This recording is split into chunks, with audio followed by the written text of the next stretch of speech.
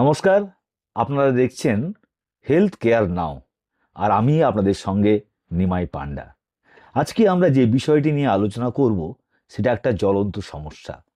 তার কারণ এদেশে প্রতিদিনই দুর্ঘটনায় মৃত্যু হয় বহু মানুষের।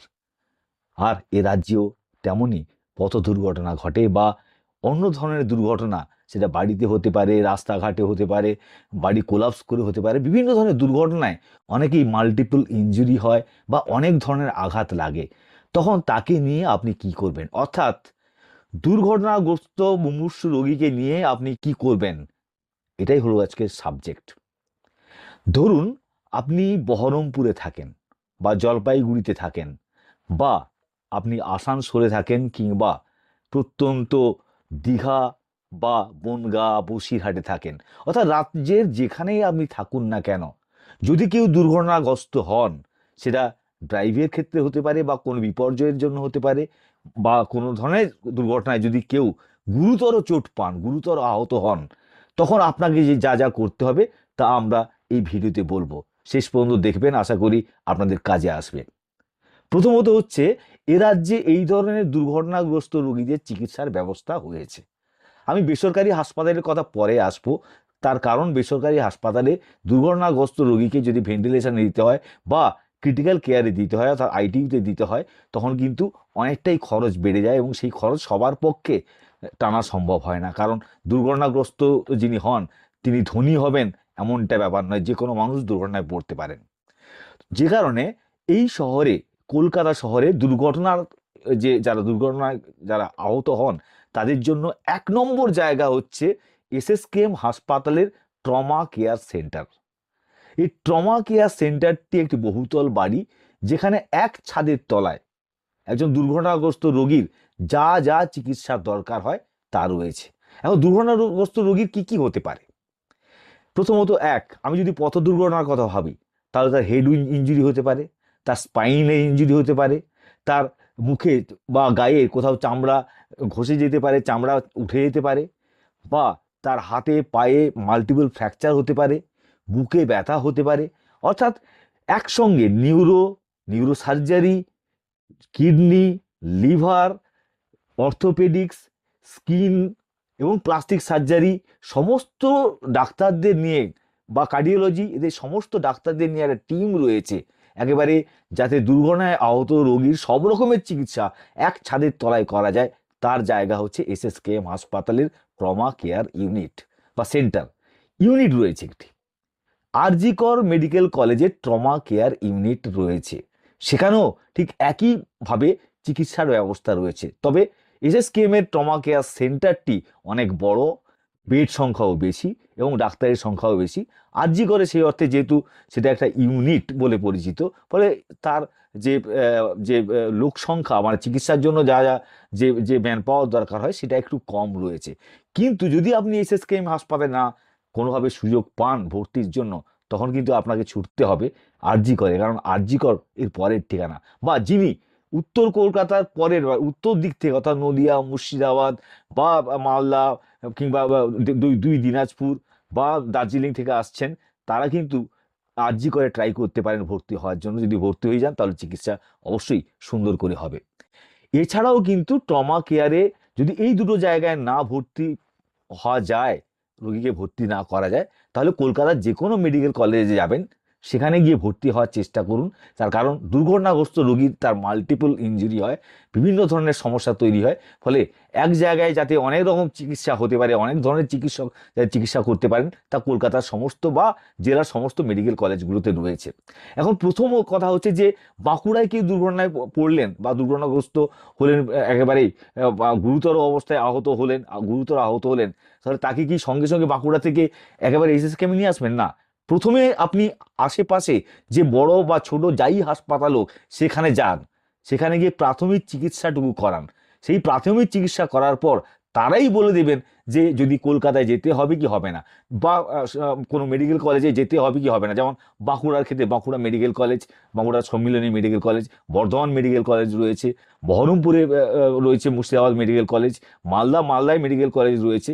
ফলে এইভাবে কাছাকাছি মেডিকেল কলেজে যদি তার চিকিৎসা হয় তাহলে আপনাকে সময় নষ্ট করে বা অনেকটা সময় নষ্ট এই ক্ষেত্রে বলবো আবার, তার কারণ চিকিৎসা যত দ্রুত শুরু হবে তত দ্রুত তার কাজ করা শুরু করবে, চিকিৎসা যে যেসব ওষুধ সেগুলো কাজ করা শুরু করবে, এবং রোগীও যদি তাড়াতাড়ি রেসপন্স দিতে পারে তাহলে চিকিৎসা আরও দ্রুত তার সুস্থ হওয়ার দিকে এগোনোর জন্য চিকিৎসা চলবে।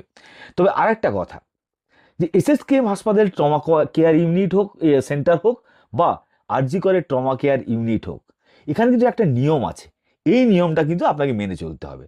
অর্থাৎ দুর্ঘটনায় আহত মুমূর্ষু রোগীকে যদি আপনি কোনো সরকারি বা বেসরকারি হাসপাতালে ভর্তি করেন বা নিয়ে যান, কোনো জেলার কোথাও এসএসকেএমের বা আরজি করে ট্রমা সেন্টার বা ট্রমা ইউনিট ছাড়া, তাহলে সেখান থেকে কিন্তু দুর্ঘটনার সময় থেকে 48 ঘন্টার মধ্যে আপনাকে এই এসএসকেএম এর ট্রমা কেয়ার সেন্টার বা আরজি করে ট্রমা কেয়ার ইউনিটে আনতে হবে। 48 ঘন্টা পেরিয়ে গেলে কিন্তু এই দুটি জায়গায় অন্তত ভর্তি হবে না। চিকিৎসা হবে কি হবে না সেটা অবশ্য চিকিৎসকরা ঠিক করবেন। সেক্ষেত্রে আপনাদেরকে কোনো মেডিকেল কলেজে ভর্তি করতে হতে পারে।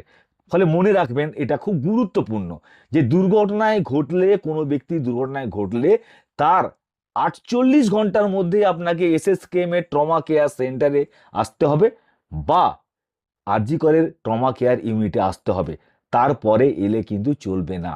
এবং এই যে দুটো ট্রমা কেয়ারের জায়গা, এখানে কিন্তু যথেষ্ট সংখ্যক ভেন্টিলেটর রয়েছে, ক্রিটিক্যাল কেয়ারের যে বেড বা সেটা রয়েছে, ওটি রয়েছে, যে অনেকগুলি ওটি রয়েছে যেখানে একসঙ্গে অনেকের চিকিৎসা হতে পারে, অনেকের অস্ত্রোপচার হতে পারে।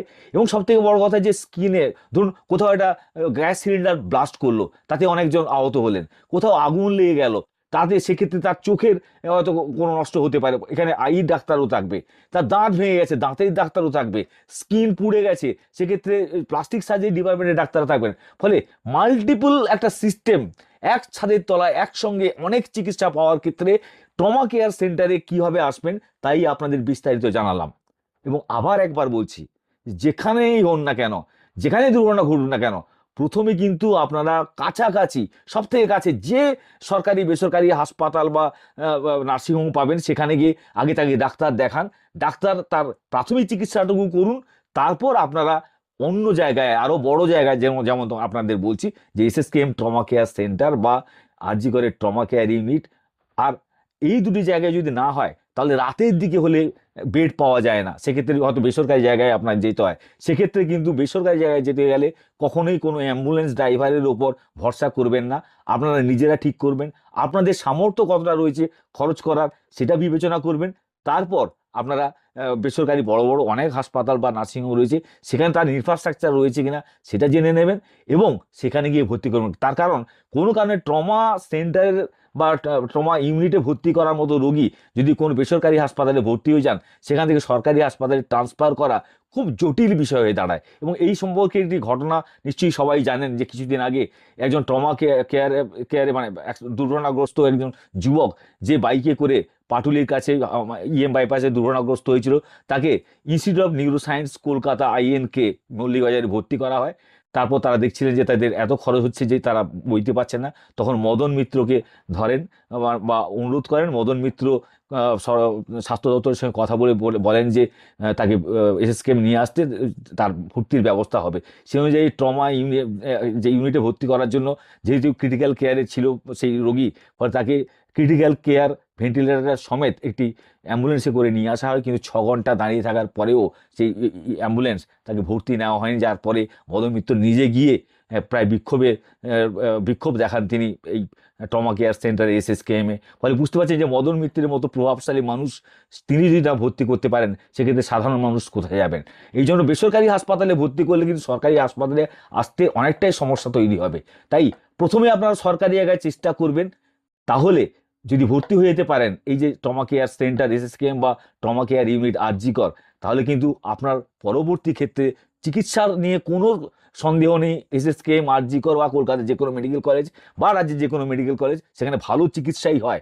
শুধুমাত্র রোগীদের যে বাড়ির লোকেরা তারা যদি সঠিকভাবে বুঝে তাদেরকে ভর্তি করেন বা তার কেয়ারের জন্য চিকিৎসার জন্য কথা বলেন যে কি হচ্ছে না হচ্ছে, সমস্ত যে কমিউনিকেশান সেটা যদি ঠিক থাকে, তাহলে কিন্তু অনেকের ক্ষেত্রেই নতুন জীবন ফিরে পাওয়ার সম্ভাবনা থাকে। তবে আবার বললাম, 48 ঘন্টা পেরিয়ে গেলে কিন্তু এই ট্রমা কেয়ার ইউনিট বা ট্রমা কেয়ার সেন্টারে আনলে কিছু হবে না। আর দ্বিতীয়ত হচ্ছে যে বেসরকারি হাসপাতালে যাওয়ার আগে প্রথম সরকারি হাসপাতালে চেষ্টা করুন, কারণ বেসরকারি হাসপাতালে যখন বিল বাড়বে তখন সরকারি হাসপাতালে এনে ভর্তি করা কিন্তু খুব কঠিন হয়ে যাবে। আপনাদের জানালাম দুর্ঘটনা প্রতিদিনই ঘটে, দুর্ঘটনায় ছোটোখাটো আঘাত লাগলে আশেপাশেই চিকিৎসা হয়, কিন্তু বড় অনেক ধরনের ইনজুরি হলে সেক্ষেত্রে কিন্তু এই ধরনের ইউনিট বা সেন্টারে আসতে হয়। ফলে কি করে আসবেন, কখন কতক্ষণের মধ্যে আসবেন এবং কোথায় যাবেন বিস্তারিতভাবে বললাম। আশা করি আপনাদের কাজে আসবে এই ভিডিওটি। আর যদি কাজে আসে বা এই যারা এতক্ষণ দেখলেন তাদের সবাইকে ধন্যবাদ জানিয়ে বলবো যে আপনারা দয়া করে আমার এই চ্যানেলটি সাবস্ক্রাইব করবেন, তাহলে আমি আরও অনুপ্রাণিত হব। শেয়ার করবেন আর অবশ্যই একটা লাইক দেবেন। নমস্কার।